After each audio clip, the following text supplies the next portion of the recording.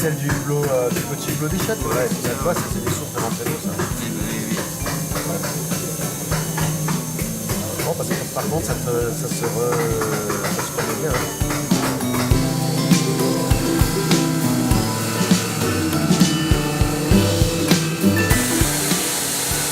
C'est si long que ça à sécher? Non, là, Il y a peut-être le fait que la température extérieure n'est pas non plus. il y a une petite péripétie.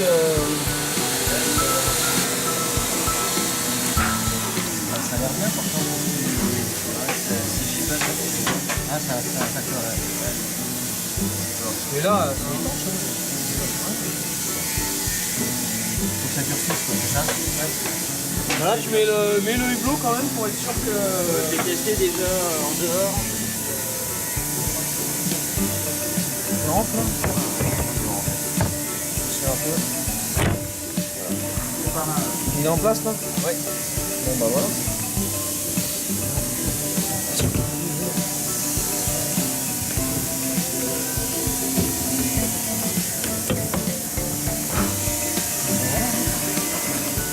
Bah là j'ai le côte hein, pour l'instant.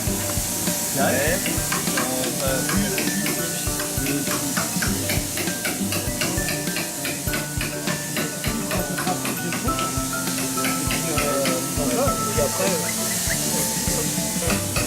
dilution ou pas? Non. On va le faire au pinceau, ce sera pas dégueulasse. Si. Ou alors on attend vendredi quand on pousse comme ça avec. Et je peux toujours préparer très bien. Voilà, et comme ça tu fixes l'autre et on pistonne tout d'un coup.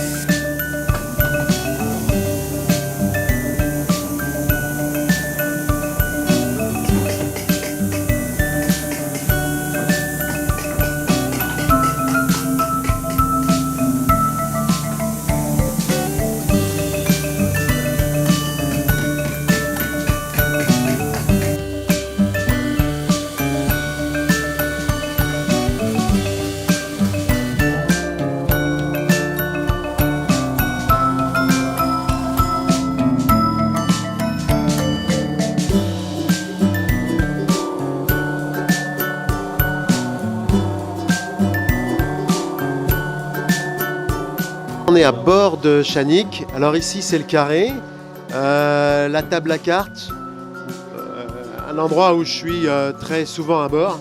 Et là je suis en train de refaire toute la partie électrique.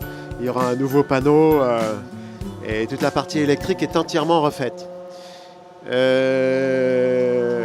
Dans le carré spécifiquement, il n'y a pas de gros changements en cours, seulement il y a eu un petit coup de peinture de refait autour des hublots.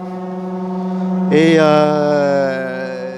les travaux sont surtout dans le changement du vaigrage et puis des panneaux autant supérieurs que latéraux. Et après, à l'avant, on a j'ai une cabine double que en mer je n'utilise pas mais qui va me servir beaucoup pour du stockage de matériel. Et puis mes toilettes sur la gauche, ça je les change aussi complètement. Et au final, l'arrière du bateau se compose de 2 cabines doubles. Moi je vais en utiliser qu'une seule, celle-ci de bâbord. En dessous d'ailleurs on y réinstalle le nouveau parc batterie. Ça sera plutôt mon lieu de vie que je vais partager aussi avec le carré parce que je vais souvent dormir, je pense, au milieu du carré. Ça, j'aime bien faire corps avec le bateau au milieu quand la mer bouge beaucoup. Et à l'arrière tribord, cette cabine-là aussi deviendra très vite un lieu de travail, atelier et stockage de pièces et de choses comme ça. Qui habituellement est une vraie cabine double, va être plus transformée en l'occasion comme atelier et lieu de rangement. À l'extérieur, beaucoup de choses sont faites autour de l'étanchéité. Donc on a repris déjà pas mal de parties au niveau du cockpit. Une grosse partie qui a été sur tout le liston, on a refait toute l'étanchéité de la liaison pont-coque. Et on termine par le remplacement des différents ou panneaux de pont ou hublots latéraux. Alors, le panneau de pont, on réadapte des modèles un petit peu différents des modèles d'origine. Et ça, c'est un super boulot fait par Anthony à ce sujet-là.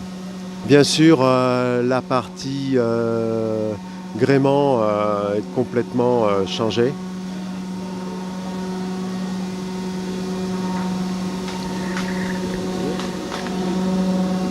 Et je vais rajouter ici, dans la porte, dans la descente, un système de porte étanche. Ça sera la seule, on va dire, modification par rapport à l'origine de la conception. Parce que je tiens vraiment à ce que j'ai un système étanche, soit de l'extérieur que de l'intérieur. Donc il y aura... Alors, il y aura une porte qui viendra, à la différence de celle-ci, qui viendra se positionner à 45 degrés au final, avec deux vraies grosses fermetures, autant manipulables de l'intérieur que de l'extérieur. Donc voilà, ça va obliger de retravailler le cadre à cet endroit-là. Et puis j'ai aussi le projet de fabriquer une capote rigide, parce que par expérience dans le sud, une capote souple c'est quand même assez fragile.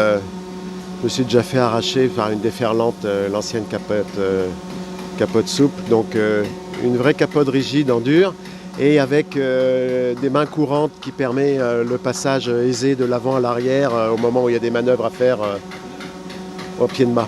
En extérieur, sur la coque, les gros travaux sont concentrés essentiellement sur le fait de refaire un traitement anti-osmose. Il a été complètement sablé. Et puis, bien sûr, tous les passages de coque sont changés. Donc, on change toutes les vannes. On les voit plus de l'autre côté, les vannes. Et là, en parallèle de ça, une fois que la liaison pont-coque aura été repeinte, on est déjà en train de s'attaquer au polissage de la coque en même temps.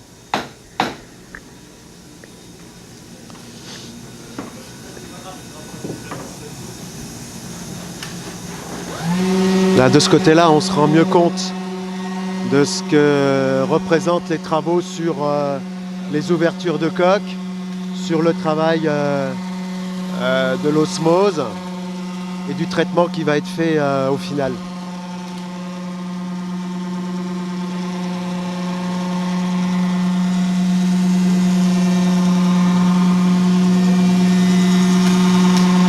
Moi j'ai choisi un régulateur de type Caporn que j'ai déjà éprouvé dans mon ancien périple. J'avoue que c'est quelque chose qui est costaud, qui est fiable et sur lequel on peut vraiment compter. Et puis en plus, qui a l'avantage de ne pas être gourmand en électricité, quoi, oui. Hein. Bah oui.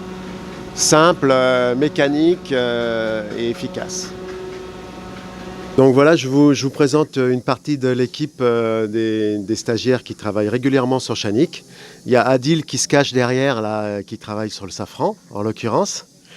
Laurent qui travaille beaucoup sur la coque, en ce moment c'est sur les listons.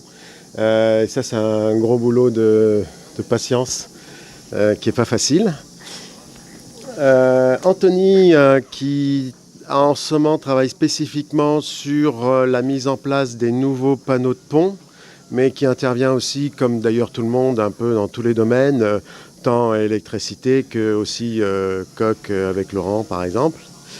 Et bien sûr Léo et Aurélien qui eux, d'après ce que j'ai vu, surtout dans les derniers travaux, travaillent beaucoup sur la coque, sur la mise en place de la partie électrique production en ce moment, en tous les cas. Donc du coup là on est tous ensemble sur une formation de maintenance nautique. Donc on fait un petit peu d'électricité, de la mécanique, du composite, beaucoup de composite. Donc on intervient sur différents bateaux, ça peut être des bateaux déglénants, le Chanic. On intervient sur des moteurs aussi qui font un peu hors-bord. On fait faire du inboard. Et voilà, on est toute l'année sur 8 mois à peu près en formation avec quelques stages. On a environ 6 semaines de stage, 7 semaines de stage en entreprise. Ok, le fait de travailler sur Chanic, Bah, c'est un... il y a une relation un petit peu particulière ou... Ouais, parce que là on a la chance de pouvoir suivre du coup l'ensemble d'un projet de A à Z. Donc Ça personnalise un peu le... voilà, exactement, on peut toucher un peu à tout. Et puis vu qu'il y a quand même de lourds travaux, bah, c'est intéressant pour nous pour apprendre. Et comment vous ressentez l'aventure de Panche Ah bah Qu'est-ce que ça vous dit? Eh ben, on est super intéressés parce que c'est un vrai projet qui est concret. Et puis c'est pas un petit projet, c'est un vrai projet de tour du monde. Donc du coup, ça nous implique aussi dans un projet où on doit être sûr de ce qu'on fait. Et puis on lui souhaite toutes les chances pour son tour du monde. C'est sympa de participer à un projet qui